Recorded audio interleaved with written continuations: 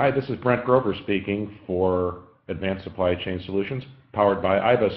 The topic for this month is investing in e-commerce, and this is part one. So I'm going to start with a little bit of an overview and a question for you. What are your e-commerce investment plans?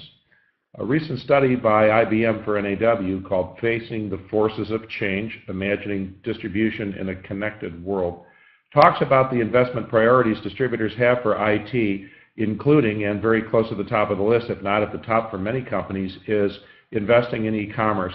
Why is this? Well, one single reason I can think of, although there are many others, is that Amazon Supply was launched in April 2012, which raised the bar for everybody in wholesale distribution because Amazon Supply brought business-to-consumer type e-commerce to the business-to-business wholesale distribution customer world.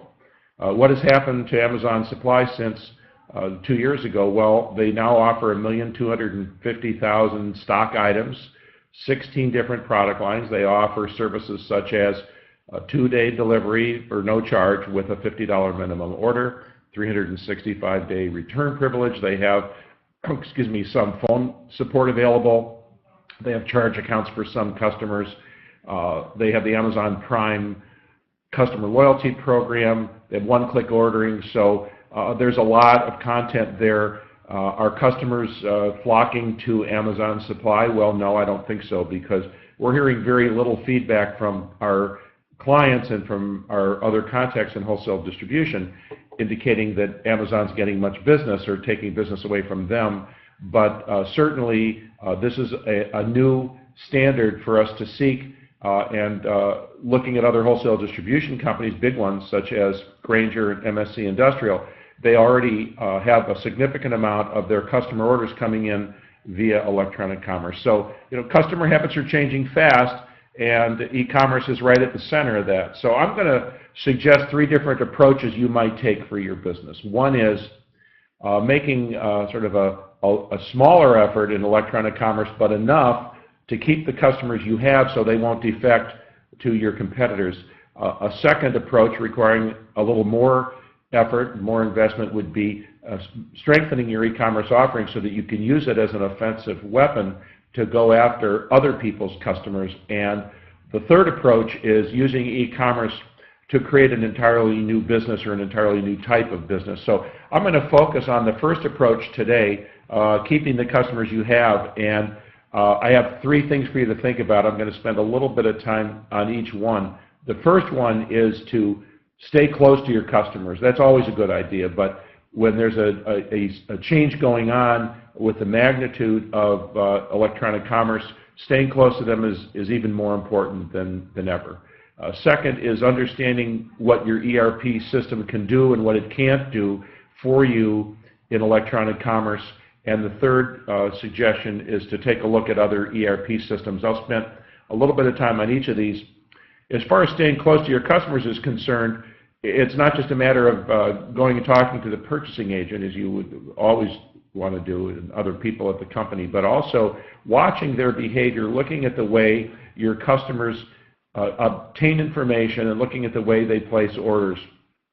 There's a transition going on, and younger people are coming up in your customer businesses who have different habits and promise to have different habits as far as the way they obtain information, the way they place orders in the future. And undoubtedly, many of your customers are family-held businesses, especially get to know the younger family members coming up in the business and the future, though they're the future owners, of course, but also the future management team. They're going to be making the decisions at these companies, and maybe in some cases they already are. So these are people whom you need to understand their preferences and the way they like to do business, and make sure that you're able to meet those needs if you're going to hang on to those customers. Another big question for you to explore is, if your ERP system at your company, if your vendor, whoever services you, is keeping up with what needs to be done to keep your system current in the ERP world.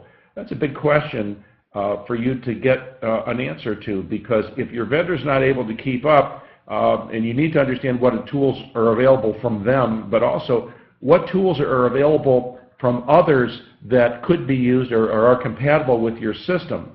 in order to keep your information technology current. And I would encourage you to shop around and see what other ERP vendors are offering. Even if you don't really have the agenda of changing vendors right now, look at what others have to offer. It may give you some very good ideas and possibly point out some shortcomings in your system. So just to wrap this up, don't overreact, but don't ignore the obvious. Customer habits are changing fast. People out there, your customers and your competitors' customers, are obtaining information in different ways. They are placing orders in different ways. This is what we call multi-channel marketing. It's here, and you need to be prepared to invest in it in a sensible way, in accordance with your business strategy and what your e-commerce objectives are. So until next time, this is Brent Grover from Evergreen Consulting for Advanced Supply Chain Solutions, powered by IBIS. Thanks.